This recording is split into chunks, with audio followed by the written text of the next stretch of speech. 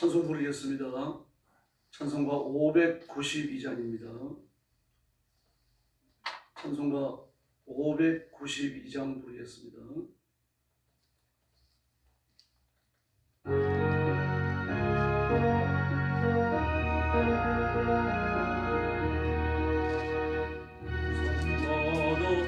우리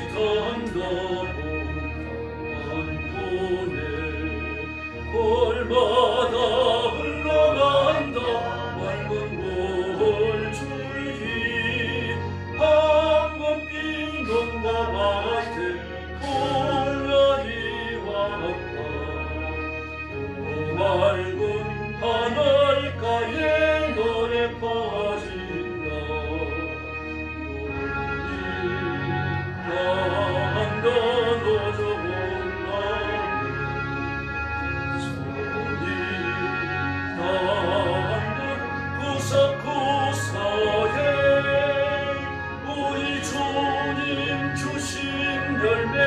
우리 주님 주신 날복 감사자 찬송하자 감사자 찬송하자 시포린 논과 밭에 기름 보이고 심겨진 과원마다 열매 맺으리 비바람 고운 햇빛 주님 선물로 가까운 손길마다 복이 넘친다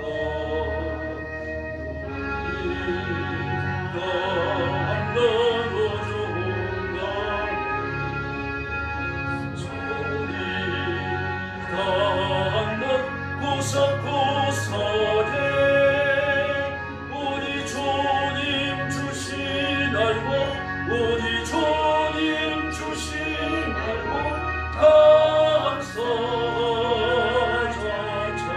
찬송하자 감사자 찬송하자 이런 봄 갈고해지 온 밭에 구설땀 흘려 적신 착한 공부는 풍성한 추수 때에 상 받으리라 야소한 은총으로 기름지리라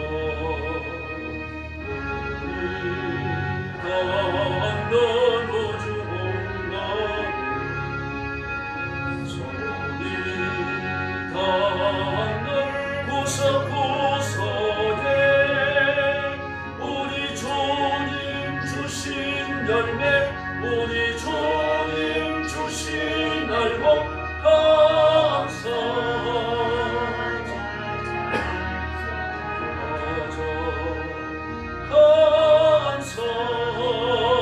찬송하자 말씀에 굳게 서서 씨를 뿌리며 날마다 단비 내어 갖고 주시리 황무지 갈고해쳐 쉬지 않으며 풍성한 추수 때에 감사뿐이라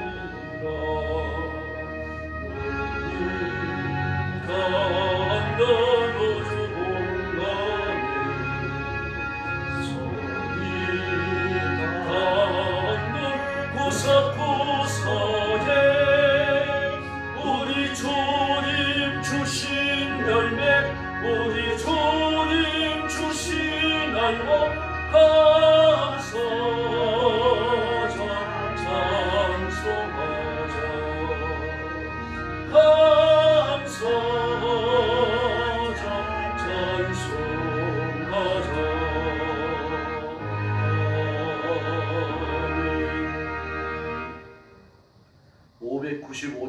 봉독하겠습니다.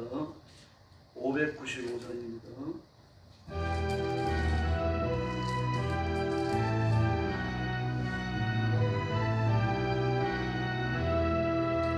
나 같은 공부는 고주를 높이고 눈여운 구원 얻도록 잘 인도하리라. 부르심 받도록 내 형제 섬기며 구주의 뜻을 내 정성 다하리.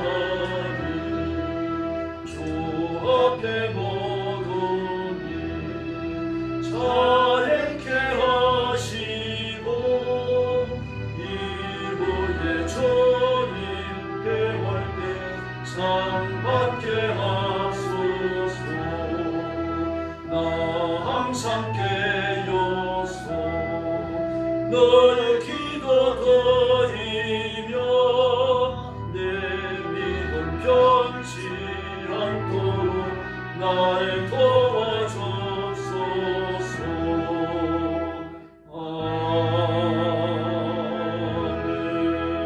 아멘. 신앙 고백하겠습니다. 나는 전능하신 아버지 하나님 천지의 창조주를 믿습니다. 나는 그의 유일하신 아들 우리 주 예수 그리스도를 믿습니다.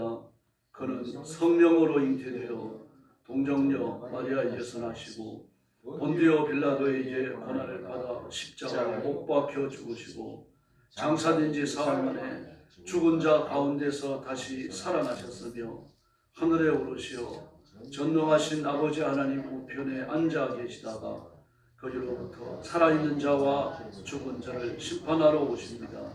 나는 성령을 믿으며 거룩한 공교회와 성도의 교제와 죄를 용서받는 것과 몸의 부활과 영생을 믿습니다.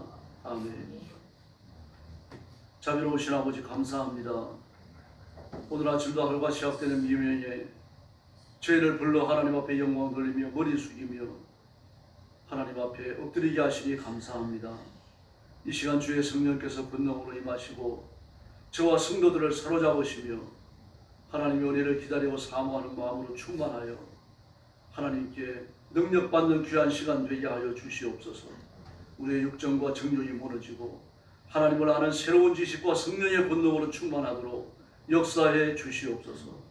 오늘도 땅끝까지 이르러 복음 전하는 선교사님들과 주의 종들과 성도들을 기억하시고 그 가정과 가족을 보호하시며 지켜주시며 억압과 학대와 핍박을 견뎌내고 인내하는 믿음으로 힘써 선교하여 풍성한 결실을 거두게 하여 주시옵소서. 오늘 아침도 큰 은혜 주시는 것을 믿사오며 예수님의 이름으로 간절히 기도 올리옵나이다. 아멘. 하나님 말씀 봉독하겠습니다. 디모데후서 제4장입니다.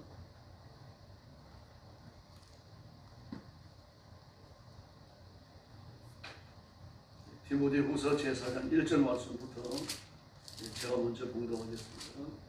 하나님 앞과 살아있는 자와 죽은 자를 심판하실 그리스도 예수 앞에서 그가 나타나실 것과 그의 나라를 두고 의미명하노니 너는 말씀을 전파하라.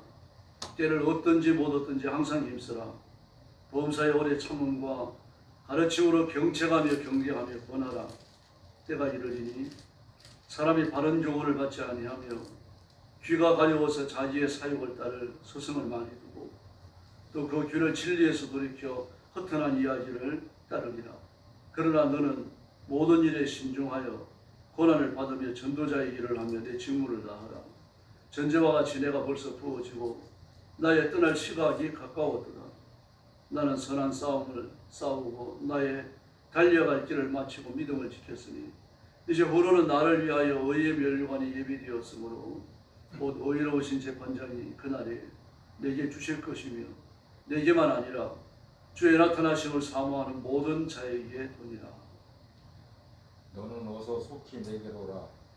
대만은 이 세상을 사랑하여 나를 버리고 데살로니가로 갔고 그리스에게는 갈라디아로 디도는 달마디에로 누가만 나와 함께 있느니라. 내가 올 때 마가를 데리고 오라. 그가 나의 일에 유익하니라. 두기고는 에베소로 보내었노라. 네가 올 때 내가 들어와 가보로의 집에 든 겉옷을 가지고 오고 또 책은 특별히 가죽 종이에 쓴 것을 가져오라. 구리세공업자 알렉산더가 내게 해를 많이 입었음에 주께서 그 행한 대로 그에게 갚아주시리니 너도 그를 주의하라. 그가 우리의 말을 심히 대적하였느니라. 내가 처음 변명할 때 나와 함께한 자가 하나도 없고 또 나를 버렸으나 그들에게 허물을 돌리지 않기를 원하노라. 주께서 내 곁에 서서 나에게 힘을 주시면 나로 말미암아 선포된 말씀이 온전히 전파되어 모든 이방인이 듣게 하려 하심이 내가 사자 입에서 건짐을 받았느니라. 주께서 나를 모든 악한 일에 건져내시고 또 그의 천국에서 들어가게 하려 들어가도록 구원하시리니 그에게 영광이 세생토록 있을지어다. 아멘. 브리스가와 아굴라와 및 오네시모로의 집에 문안하라. 에라스도는 그린도에 머물러 있고 브로기모는 병들어서 밀레교에 두었노니 너는 겨울 전에 어서 오라. 오블로와 부데와 니모와 글라우디아와 모든 형제가 다 내게 문안하느니라. 마지막 저같이 읽겠습니다. 나는 주께서 내 심령에 함께 계시기를 바라노니 은혜가 너희와 함께 있을지어다. 아멘. 네, 바울 사도의 마지막 권고입니다. 디모데에게 주는 거죠. 네, 지금 상황이 감옥에 갇힌 상태라고 하는 것을 기억하셔야 합니다. 네, 그래서 디모데 전후서를 구별하여 두 편의 편지를 보냈고, 그러므로 이것을 마지막으로 이제 디모데와의 편지의 연락은 끊어지는 거죠. 네, 뿐만 아니라 오늘 6절에 나오는 대로 바울은 자신의 죽음을 예견하고 있습니다. 네, 그러므로 좀 비장한 성격을 띠고 있습니다. 네, 특별히 고난이 닥치더라도 말씀을 지킬 것과 진리 안에 거할 것을 부탁합니다. 네, 그러면서 디모데의 직무를 자신의 직무와 구별해서 설명합니다. 2절부터 7절까지 디모데가 해야 될 일들을 쭉 금명을 하는데, 그 2절에 보면 말씀을 선포하십시오라고 하는데, 그 선포하는 내용이 인내하면서 가르치고 책망하고 격려하고 권하는 겁니다. 그러므로 목회적 직무죠. 목회적 직무에 디모데의 사역의 중점이 있는 겁니다. 그러나 바울 자신에 대해서는 좀 다릅니다. 17절 말씀에 보니까 그가 고난을 당하고 괴로움을 겪을 때 하나님께서 그 곁에 계시고 힘을 주셨는데, 그렇게 힘을 주신 이유는 바울 사도를 통하여 전도의 말씀이 완전히 전파되게 하시고, 그렇게 말합니다. 전도라고 말합니다. 선교죠. 그러니까요. 그러나 선교의 대상이 누굽니까? 모든 이방인들이 그렇게 말하고 있습니다. 이처럼 디모데는 목회자로 선택을 입었고 목회자로서 교회를 모양하는 사람이었고요. 바울 사도는 하나님 손에 붙들려 힘있게 선교하는 그런 분이었음을 알 수 있습니다. 그래서 디모데에게는요, 디모데 전서를 보면 알지만 그 목회에 대한 그 많은 권면들을 합니다. 디모데 전서와 디도서를 목회 서신이라고 그렇게 부릅니다. 그래서 그의 하신 명령을 보니까 그대는 말씀을 선포하십시오 그랬습니다. 선포라고 하는 건 말씀을 가려서 전하라는 그런 뜻이 아니죠. 성령께서 감동하시는 말씀을 가감없이 그대로 전하라는 이야기입니다. 성도들이 어떻게 받을까 염려하지 말라는 이야기예요. 구약의 선지자들이 그랬죠. 말씀을 전하면 어떻게 반응할까? 이걸 염려하면 바른 말씀을 못 전합니다.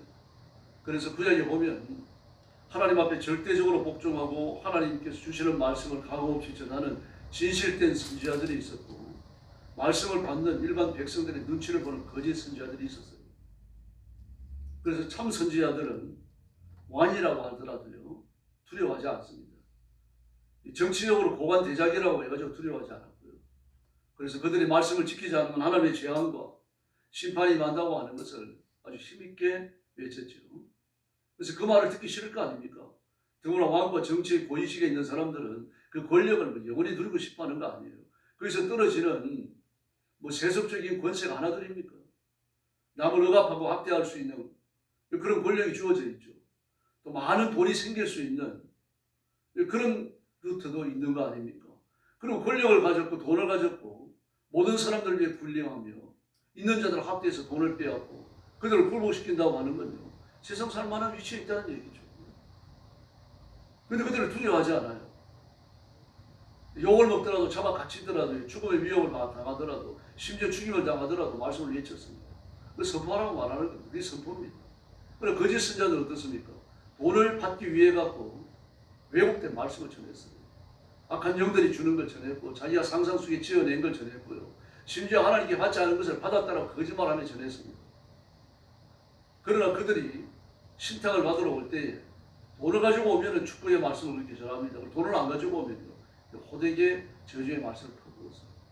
거짓 선자. 그러므로 외치는 말씀이 참고 인내하고 가르쳐라. 말씀을 잘 안 받아들일 거라는 이야기예요.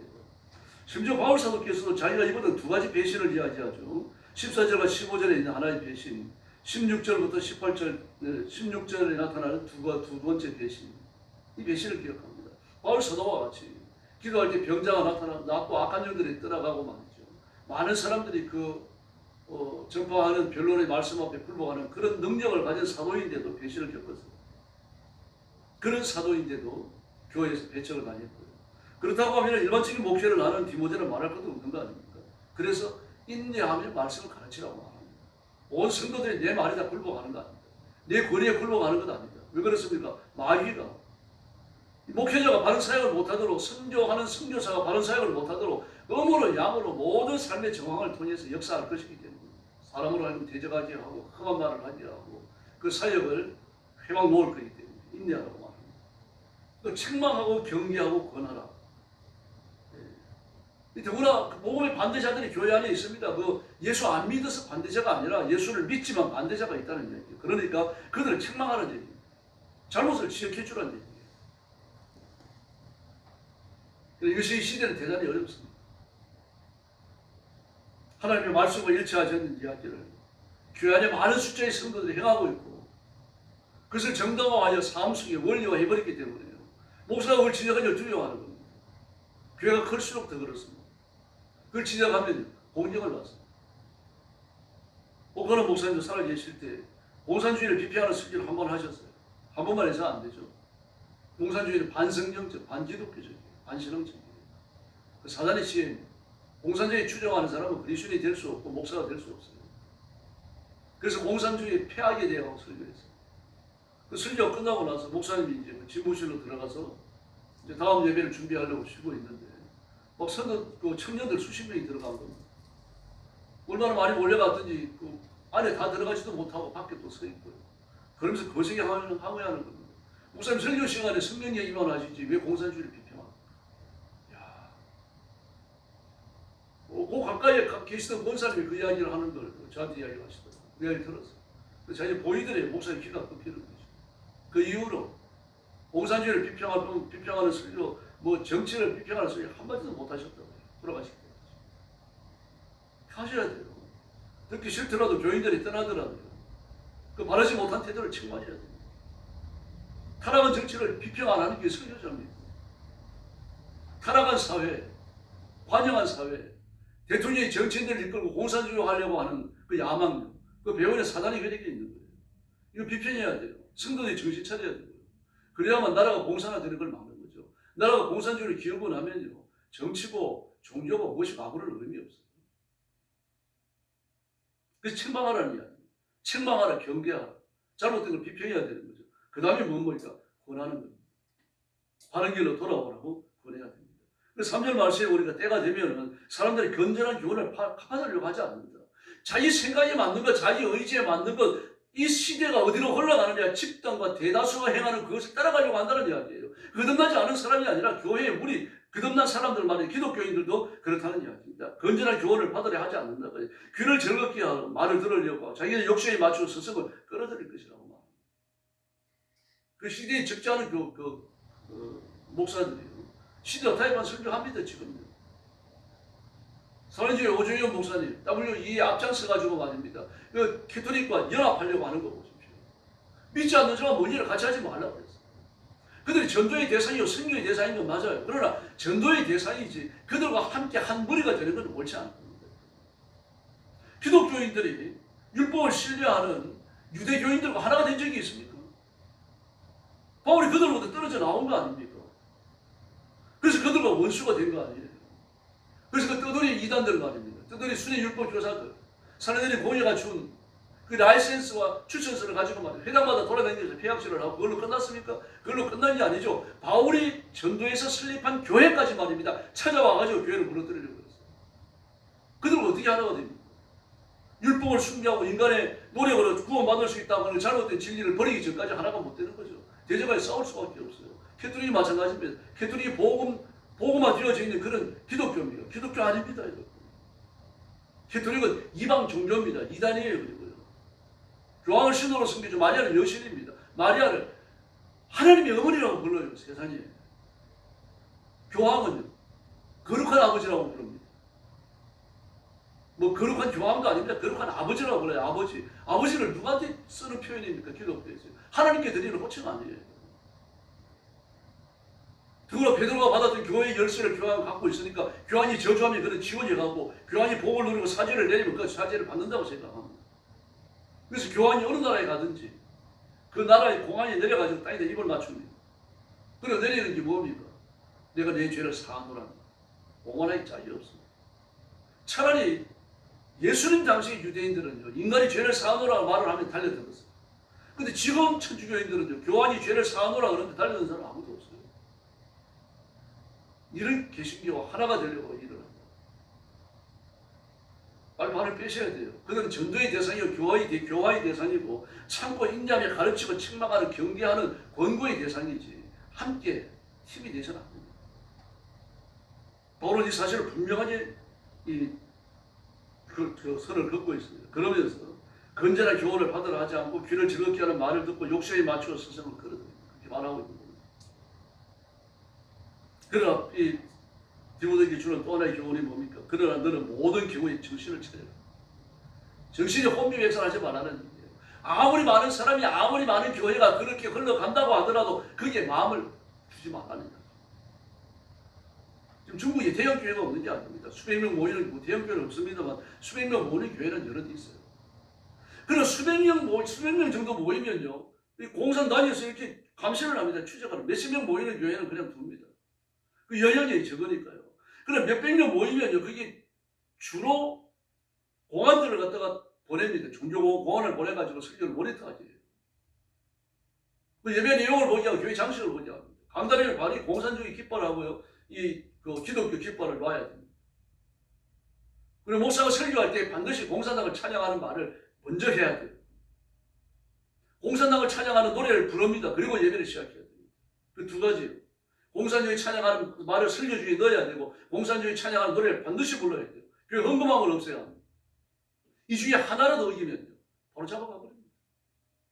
잡혀갔다는 목사님 이야기는 별로 들리지 않아요. 왜 그렇습니까? 타협했기 때문입니다.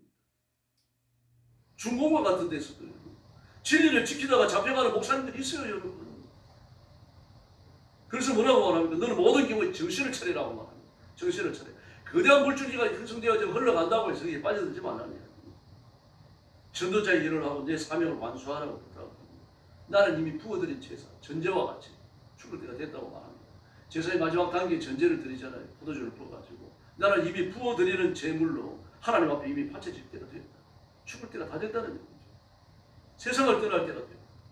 그러나 나는 선한 싸움을 싸우고 지금까지 왔으니까 나를 위해서 올림픽의 금메달리스트에게 주는 면류관 월기가 아닌 나를 위해 예비되었다. 나만이 아니라 하나님 앞에 충성하는 모든 사람을 위해서 준비되었어요.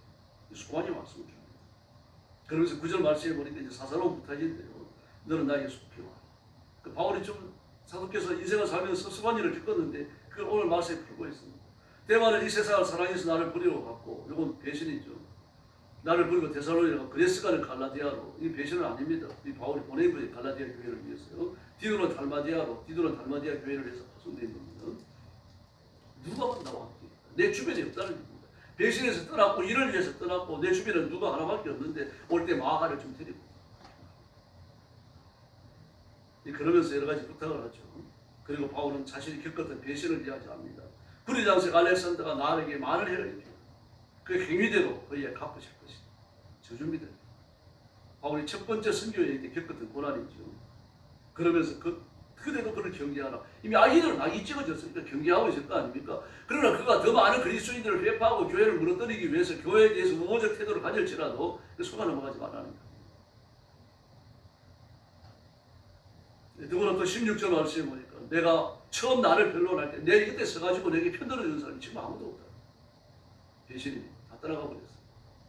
바울은 이 두 가지 배신이 언제 일어납니까? 그 나이 많았을 때, 죽음을 앞두고 있을 때 일어나요. 그게 사역이 정리되는 것처럼 주변에 정리되고 오직 바울과 예수님만 있는 그런 상황이 만들어집니다. 외롭습니다. 그래서 디모데에게 빨리 오라고 이야기하는 겁니다. 그래서 그는 자신의 마지막 결심을 이야기합니다.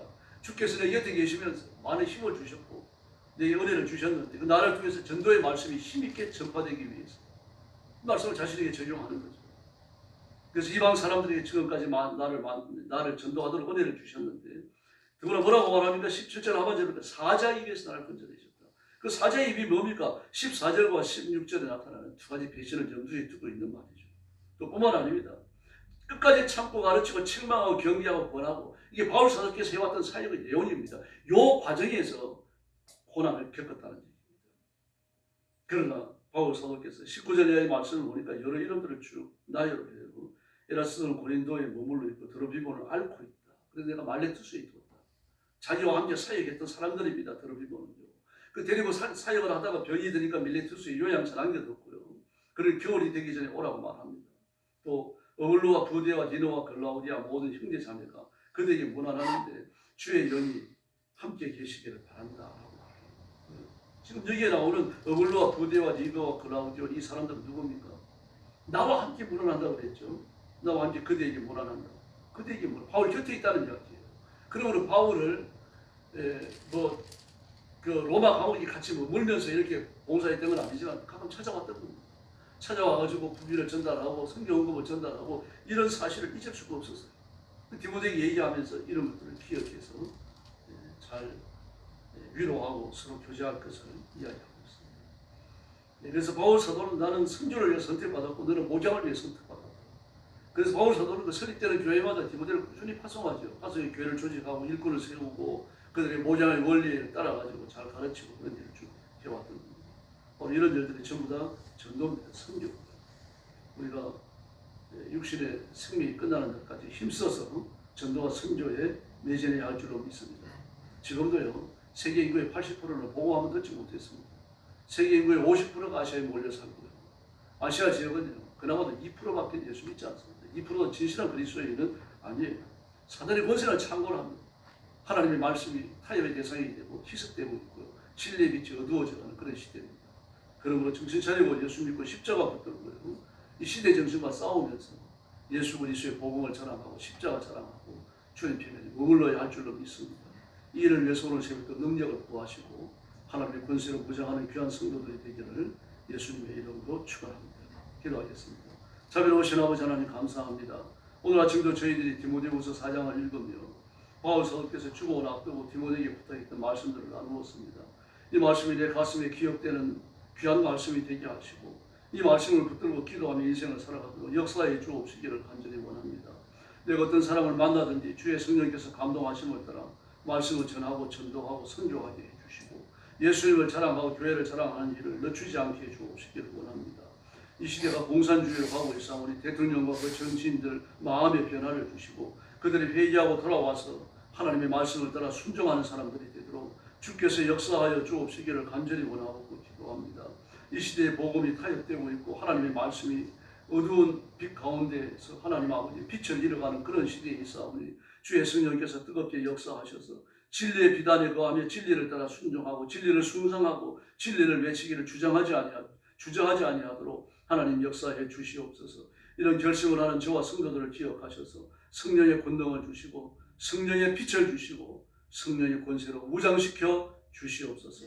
약한 시대가 하나님 앞에 굴복하는 큰 역사가 일어나게 하여 주시옵소서. 우리 성도들을 기억하셔서 그 가정에 복을 주셔서 가정이 복음화되게 하시고 하나님의 복을 받아 창성하며 창대한 가정들 되게 하여 주시옵소서. 우리 교회도 부흥되기를 원합니다. 저와 성도들과 우리 온 교회가 성령의 임하심으로 뜨거워지게 하시고 사도행전 2장의 예루살렘 교회처럼 성령의 불이 임하는 생명의 큰 역사가 일어나게 하여 주시옵소서. 성도들은 복을 받고 교회는 부흥하고 그리고 온 교회가 힘있게 일어서서 하나님 앞에 예수님이 다시 오시는 그날까지 종말의 복음, 재림의 복음을 전파하면서 하나님 앞에 충성하는 교회가 되게 하여 주시옵소서. 오늘 새벽도 기도하러 왔사오니 기도의 새 능력과 권능을 부어주시며 잠자는 성도들까지 일깨워 주시고 하나님 앞에 부르짖는 귀한 새벽 되게 하여 주시옵소서. 예수님의 이름으로 간절히 기도 올려옵나이다. 아멘. 주기도 드리겠습니다. 하늘에 계신 우리 아버지, 아버지의 이름을 거룩하게 하시며 아버지의 나라가 오게 하시며 아버지의 뜻이 하늘에서와 같이 땅에서도 이루어지게 하소서. 오늘 우리에게 일용할 양식을 주시고 우리가 우리에게 잘못한 사람을 용서하여 준 것 같이 우리 죄를 용서하여 주시고 우리를 시험에 빠지지 않게 하시고 악에서 구하소서. 나라와 권능과 영광이 영원히 아버지의 것입니다. 아멘. 합심해서 기도하겠습니다. 자비하신 아버지 해주시니 감사합니다. 우리의 성도를 받아주시니 감사합니다. 육신의 잠에서 깨어 일어나 하나님